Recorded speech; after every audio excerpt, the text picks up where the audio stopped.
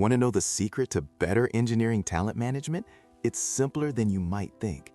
In today's rapidly evolving tech landscape, a clear strategy is essential for building strong leaders and high-performance teams. It really comes down to three key pillars. First, rethink career growth. For too long, the only way up for a great engineer was into management. A dual-track career framework changes that. It creates two parallel paths, one for individual contributors who want to deepen their technical mastery, and another for those who want to lead people.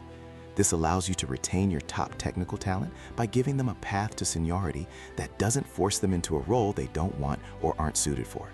It's about aligning growth with an engineer's actual strengths and passions. Second, prioritize emotional intelligence in your leadership. Technical chops are table stakes, but what separates a good manager from a great one is their ability to connect with their team. High emotional intelligence means you can give constructive feedback effectively, navigate conflicts, and build genuine trust. It's about understanding what motivates each person.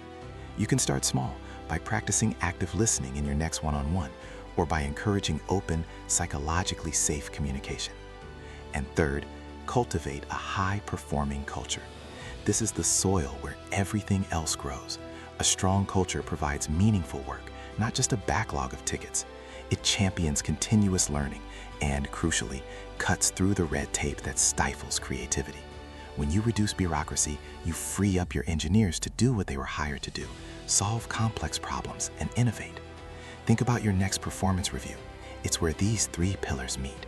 You can discuss their career track, use emotional intelligence to guide the conversation, and reinforce your team's culture of growth.